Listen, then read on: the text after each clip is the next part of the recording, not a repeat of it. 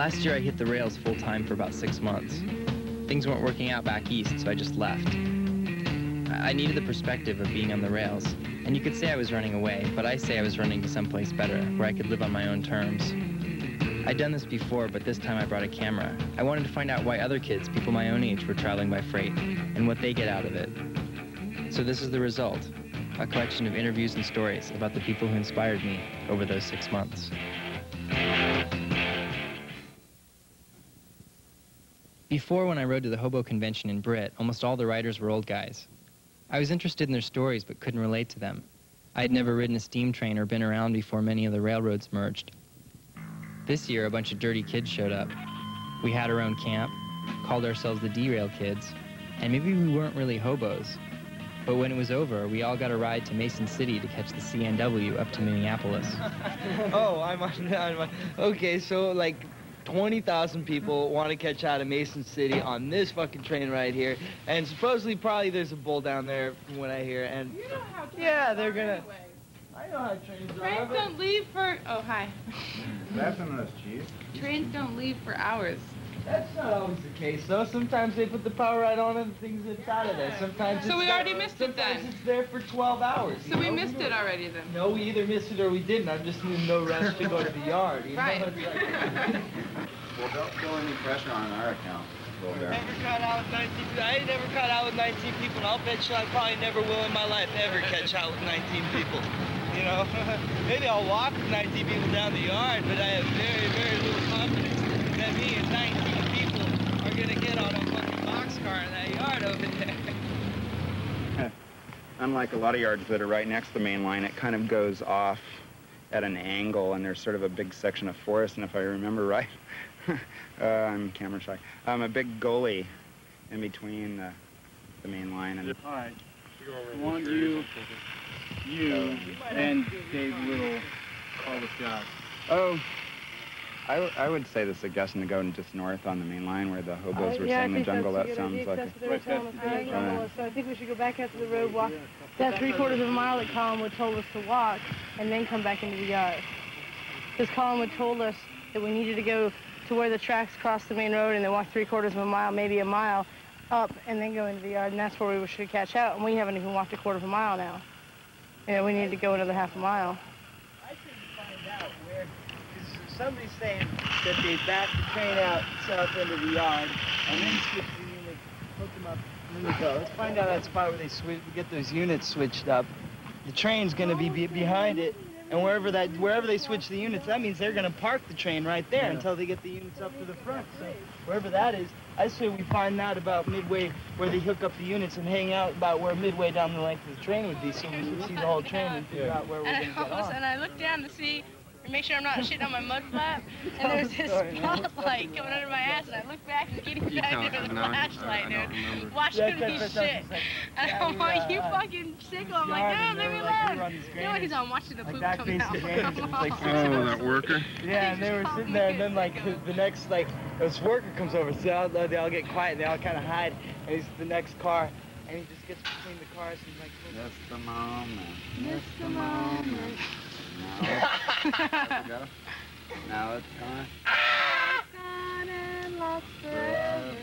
Miss the moment. Now it's gone. going into that yard. That's probably where we'll have to go to get out. It's going into that yard. I ain't going in there until the sun goes down. Why wouldn't we come through here? Well, maybe he's breaking up. So I thought if they go in that yard, they'll have to back out and then come back on the track? Yeah, he might be breaking up, though. All right. That's true. Dropping some off. Unless they pull him there. I don't know. It's like the color of donkey. You feel that going in sounds like it's bit? coming. Throat swell up. Good. Shut up. Here comes Dad. Oh, yeah, it's coming. All right. Let's go get your train. Everybody's butterflies are gone. Now the anticipation sets in.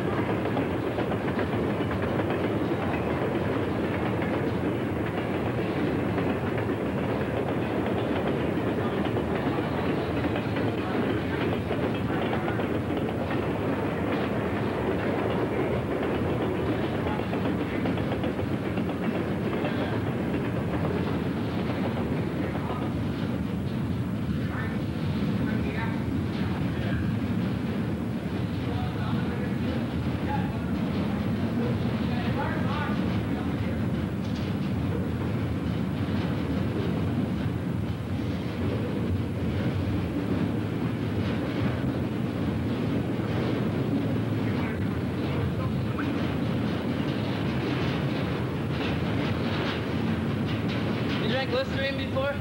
Oh, yeah, all the time. I don't want to do that. I did a full mint one time. I didn't do it again. Yeah, well, you gotta have to stop smelling for it.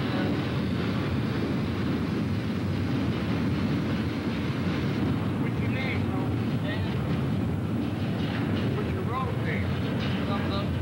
I usually go by my name. Swede is my name. What's your name? Swede. Swede. Squeeze? Yeah. Alright, that's Little Bear. Little what? Little Bear. Little Bear.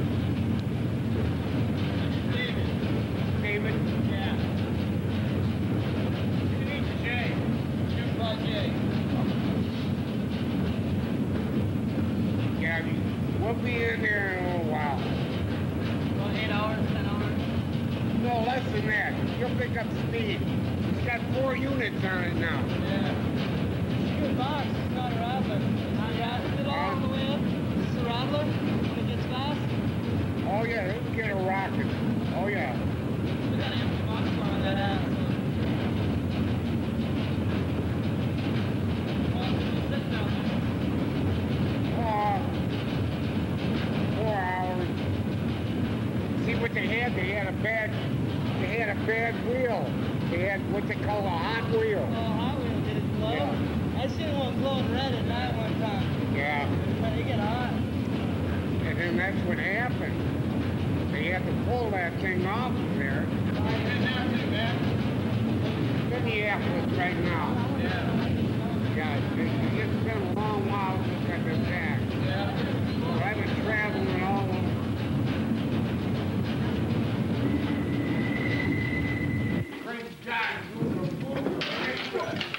There are another 2 or 3 up there. Hey man, one thing, if a bull did try to fucking interrupt this party, man, he had so much fucking paperwork, he'd be busy to fucking take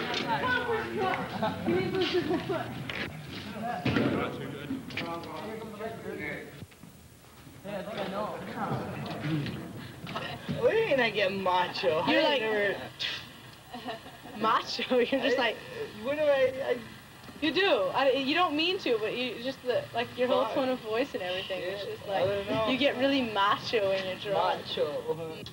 Cuando soy baracho, soy muy macho.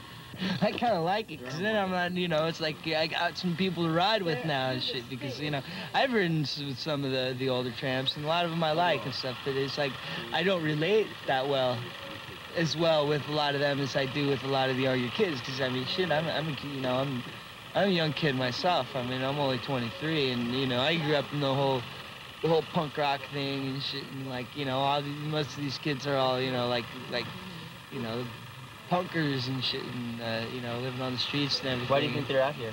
Why do you think they're out there? On the road. You know why? I'll tell you why they're on the trains, because if they get on the highway and stick their thumb out, most of them won't get picked up, just like me. I mean, that's just straight up why they're on the trains. Why they're on the road is because for some reason or another, you know, the whole movie of their life or whatever, you know, path went to the streets. And, you know, one thing about the streets is it really sucks to hang out in the streets in the same place all the time. You got to keep moving, you know. There's more, you know, it's a network all over. And plus, you go different places for different reasons and stuff. And a lot of it's seasonal, you know. It's like, say, you know, like Minneapolis. We're right here in sunny, warm Minneapolis in the summertime. But, you know, I imagine it might get a little chilly here in the winters. Like, I wouldn't want to be here in the winter because I'm, you know, heaven forbid, I might even have to wear a sweater. I might even have to wear some mittens, too.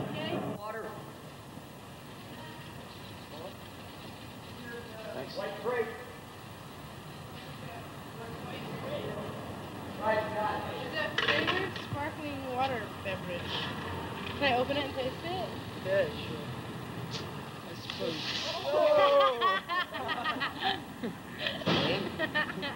Even has alcohol. Oh, it's alcohol. Hey, you got the champagne? Pop it open your bubbly. Oh.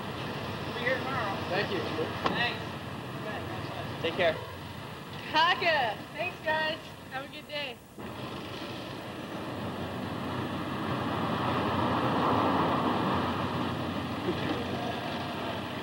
I'm ready for my close-up, Mr. David. usement. You agree to use each other, and you have a relationship with a train. I'm using you, you're using me. I don't know what they use us for. I haven't figured that part out yet, but we use them for a free ride, and I think that if you're going to ride a train, you kind of have to respect it and fear it because you know it's bigger than you. A lot of these stupid kids who are out here now are just drunk assholes who are out on the streets because they think, oh, society, this, and they really don't even know what the hell they think. They're just like, I'm going to drink, I'm going to get drunk, I'm going to do whatever the hell I want, I'm going to be an anarchist, I'm going to be a punk rocker, and I'm going to hop trains because it's the cool thing to do now. So let's go get drunk, hop a train, break into it, go to jail, no big deal. You know, Mom will bail us out tomorrow. And that pisses me off because they're just ruining everything for us. You know, they're, I don't know, I can't say us because, I don't know. They're, I guess you get a stupid crowd in every single crowd. You know, there's a few people in every crowd that make everything bad. So while I was in Minneapolis, I stayed at the Rig Ranch where I met Dumpy and Toski.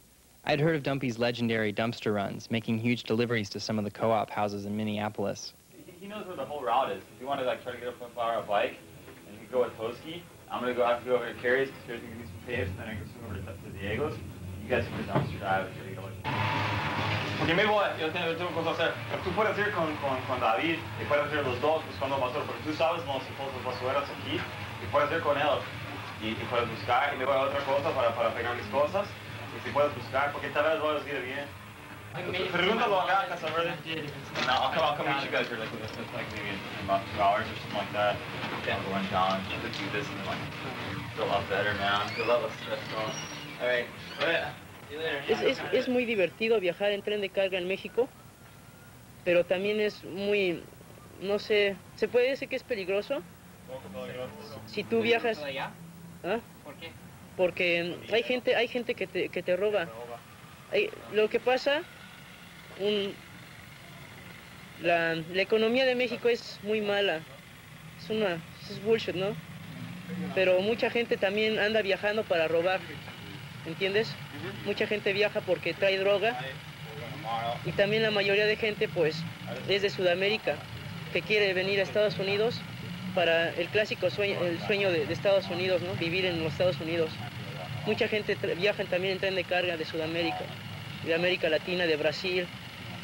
Cuando yo también antes 3 años quise cruzar la frontera por lo que era Nuevo Laredo y también conocí mucha gente latina con una historia. Cruzamos nosotros la frontera por tren de carga, mucha border patrol. Nosotros nos metimos por una de las máquinas del tren por abajo y también corrimos 2 kilómetros corriendo como 1 hora. Después de 1 hora dormimos un rato porque la migra nos estaba persiguiendo. The first hop that I ever did. Yeah. From Salt Lake City, Utah to where were we going? We're going down to Las Vegas to go eat free food at Circus. But yeah, it was incredibly easy because there's all these old tramps with like 1 leg and they're all drunk and staggering back and forth and we figured if they could ride then we could as well. So yeah, it's an easy place to hop from for sure. ¿En qué parte? ¿A dónde recibimos la caca? San Luis. Yeah, we're in San Luis, hasta... Mexico, and we're trying to catch this train with maybe two other friends, and there's a whole bunch of like little gangster kids hanging out. So we passed by them and we kind of skirted around them and we're waiting on the train, and we were arguing. Toski and I were arguing over where to catch it. And like I thought it was over here, and he thought it was over there, and so he decided to walk past the gangsters by himself, and he had like this little pack on and just like punk rock shirt and like a pair of pants, and then all of a sudden like 10 minutes later he was running back.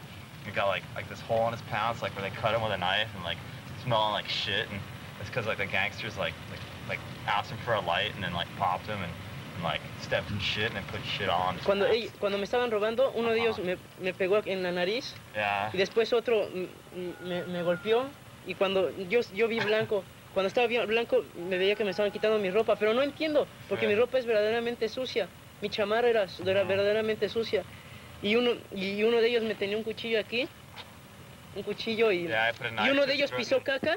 Me dice, oh, por tu culpa pisé caca, y me la embarra en lo que es los zapatos y el pantalón. Y después me querían quitar con unas tijeras los tenis, pero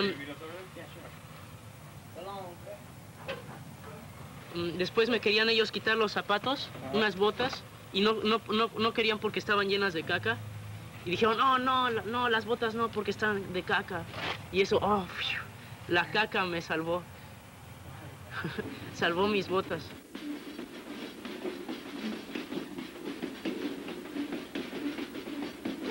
This is Lee. He does a great freight hopping zine called Something About a Train. The first time I rode with him, our route was a mess. It looked like the bellows of an accordion, but despite our bad luck, we stayed friends, and I rendezvoused with him and some people he was riding with this spring.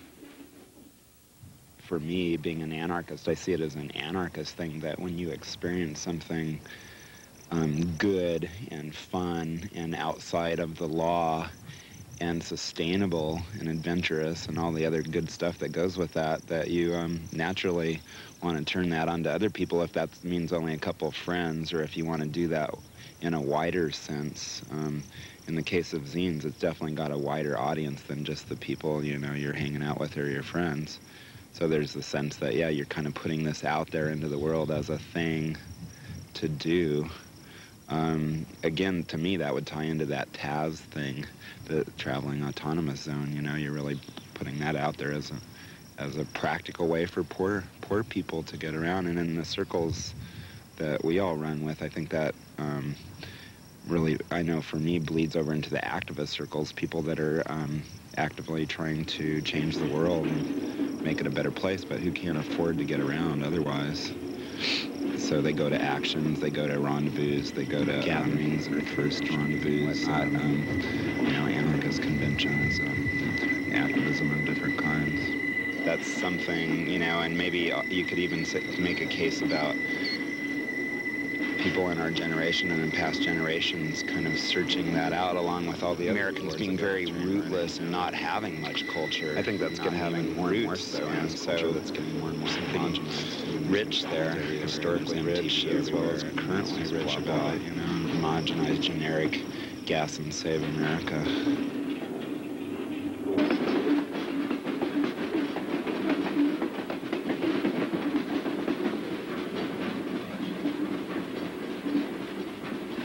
We went up to visit Cascadia Free State at Warner Creek. Warner Creek is the longest-running Earth First road blockade in the U.S. It had been up there 9 months. They were blocking illegal logging sanctioned by the salvage rider and a bunch of bums in Congress. Warner Creek was so successful, it inspired road blockades all over the western states. While we were up there, I hung out with Brad, Condor, Rez, and Adam, and eventually we ended up riding south together. So much of the land out here was granted to the railroad by Congress so they could make money to build the railroad. And then they were mandated by Congress to sell the land at auction back to homesteaders, but they didn't because, like, the owner of the train lived next to the fucking owner of Weyerhaeuser, and their buddies lived on the same block. The same fucking block. And they sold all that old growth timber to Weyerhaeuser for like $9 an acre. $6 an acre. That's do I hear fucking 7? Sick. No, 6. $6 an acre for fucking old growth. Okay, I'm buying this one for $6.50. Fucking Mikey would travel with a huge backpack, fucking a guitar, a fucking boombox, fucking like 2 gallons of fucking water, and like to see him get on a train was fucking hilarious. He's like running, all this shit's falling off of him. He's like trying to put it on the train, fucking jumping on it. It's fucking ridiculous. It's like, I don't see how people do that shit. I carry like 1 suit of clothes, fucking sleeping bag, bivy sack, and some water, and a little bit of food. And that's it. Vlog, my brother told me about, he was hopping freight trains with people that had a canoe. They had a canoe. A canoe? I got that guy. Watch this.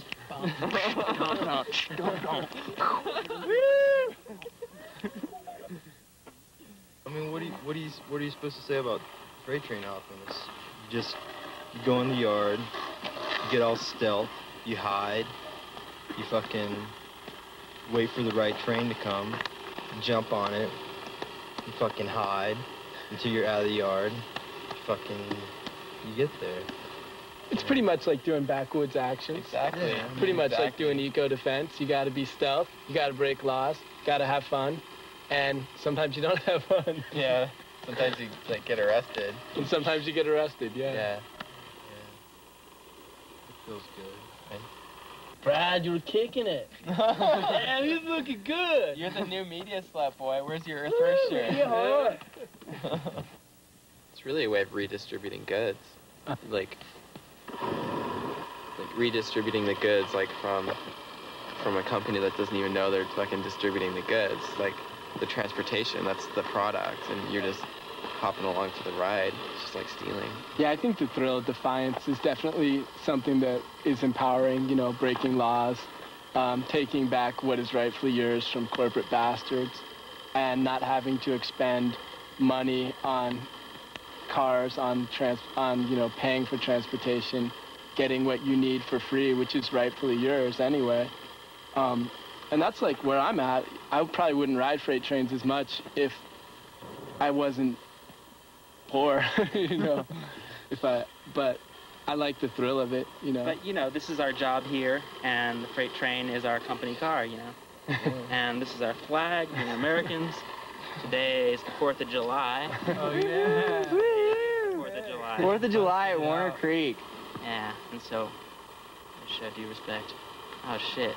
Is flag gonna be strong enough? How appropriate, it doesn't burn. It's the fireproof kind. Oh shit. Fireproof. Hey, don't set the forest on fire, Holmes. I can set the forest on fire. That's what the fucking arsonist did and the Forest Service did. I pledge allegiance to the flag. United States of America. Ain't it cool how it turns black? The connection between activism and freight trains is kind of like the connection between poverty and activism. If you're a full-time activist, you probably don't have a full-time job. And if you don't have a full-time job, you don't have a car. And you don't have money to take the Hound or fly, so you use the low roads. You hitchhike, you carpool with friends, and you take trains when you have to. But it's also fun and, you know, raises your spirits, and sometimes it dampers your spirits, but you still come through it stronger and feeling like you can go on and take on corporate greed again, you know. So who's winning this war? We are, because we're still here. The trees are definitely winning right now. The road's losing. The road is losing hard. The road is fucking blowing out all over the place. Yeah. It's a rough world, huh? 10 months. Yeah, it's a rough world. 10 to 0 or fucking rough to be a road. It's amazing how the woodpeckers and the erosion are the road peckers and the erosion. Yeah, it's weird how they like spring out of fucking nature. It's like they thoroughly just attack the roads. It's like crazy uncanny. fucking. They got like red beaks and shit.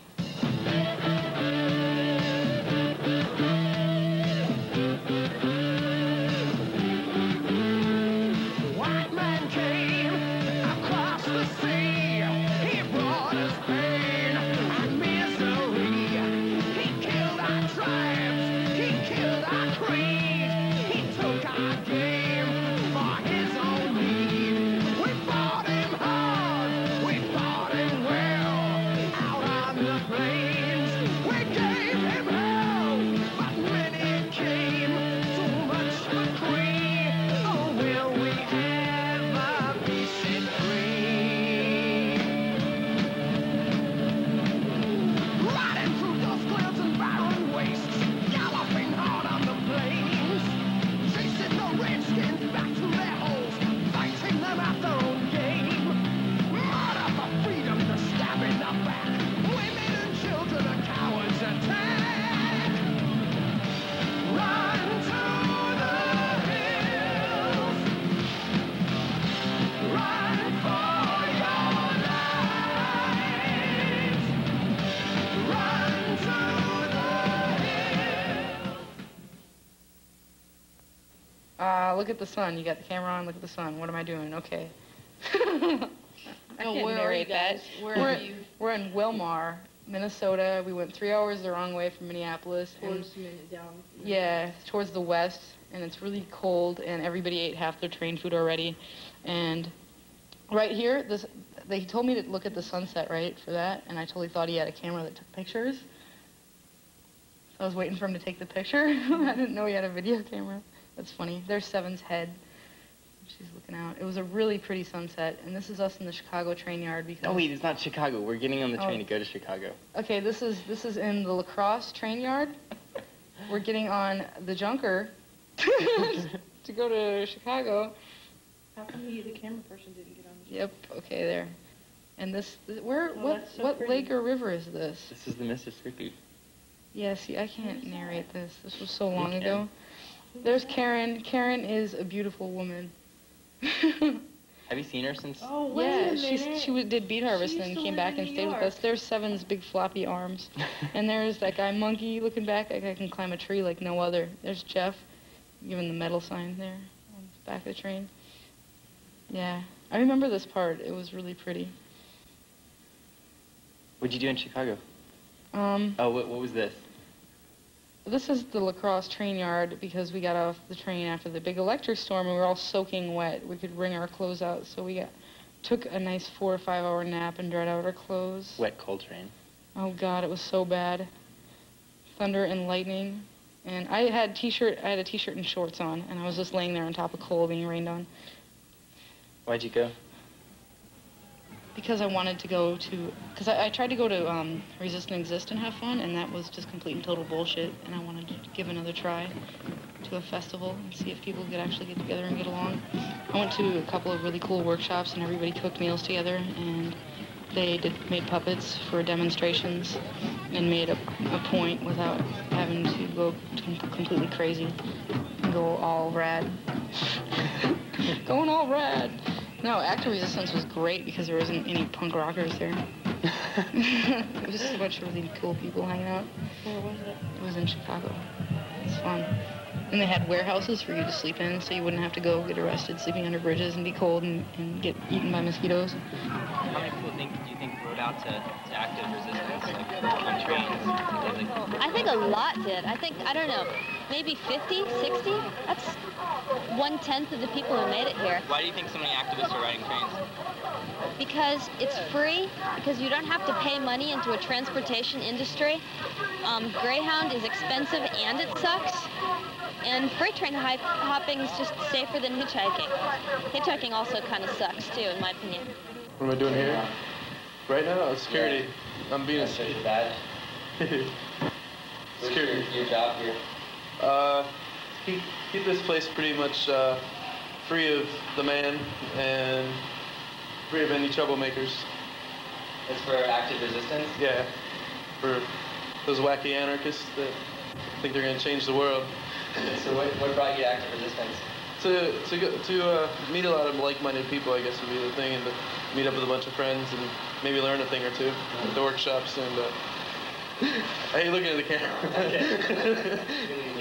But yeah, just to have a good time and to meet a lot of people and to learn a few things. So what kind of workshops have you been to? I've only made it to a couple. I made it to the gender bender and the train hopping workshops, and that's it. Otherwise, I've been cooking a lot. I've been helping prepare food all the time. Who's that for? Seeds for Peace, I think is yeah, something like Seeds for Peace. And that's a lot of fun, just out there chopping. That's a lot of food. But Are you going to the Peace and the Justice? No, I can't. I made the money for it. Oh wait, I got a piece of money. Check this out. In despair, we lust. I got to stencil these, and then greed. That's beautiful. So, I did a little bit, and I gotta stay here, so I can't go.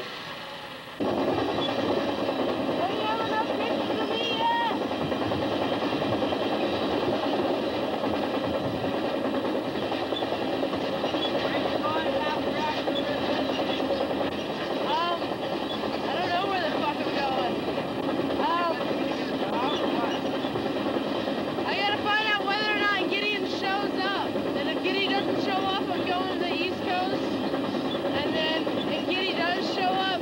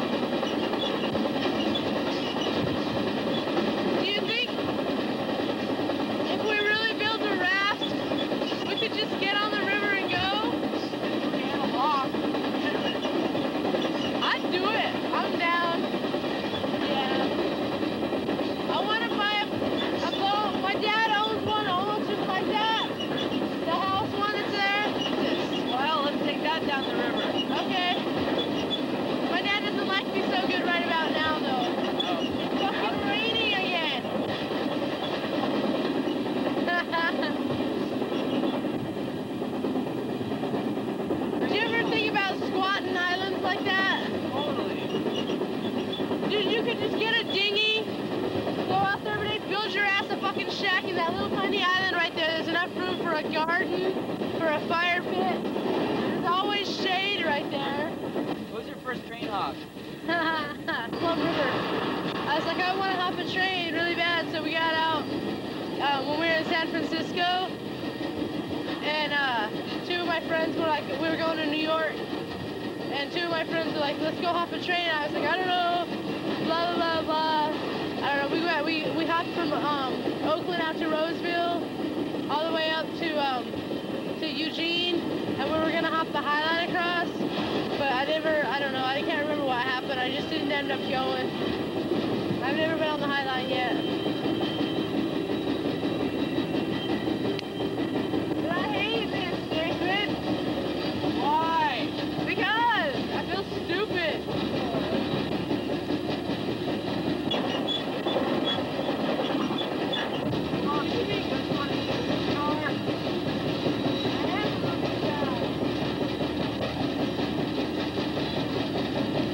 You were filming? Yeah. I didn't hear it going click, click, click, click, click. Look at how pretty that is. Trailer for sale or rent. Rooms to let 50 cents. No phone, no pool, no pets. What do I think of the film? Yeah, what do you think of the film publicizing it? Shit, I haven't seen the film yet. I'd like to see it. I don't know. I suppose there's some people will see it and be like, wow, that looks cool, you know, and go out there and try to catch a train and, like, get their legs cut off or whatever, and all I can say is, oh, well, you know, that's the kind of shit that happens. Pushing broom buys a 8 by 12 4-bedroom. I'm a man of means by no means. King of the road. The fact is, for people who do it for life, I mean, it's the reason they do it. It's, you know, it's like, you know, their life is a full-time job, and that's just a part of the job, you know, is nailing the trains.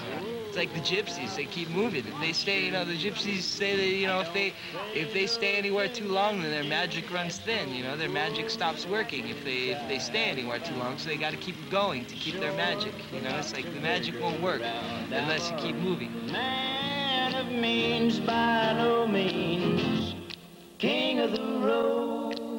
I know every engineer on every train, all of the children and all of their names, and every handout in every town, and every lock that ain't locked when no one's around. I sing trailers for sale or rent.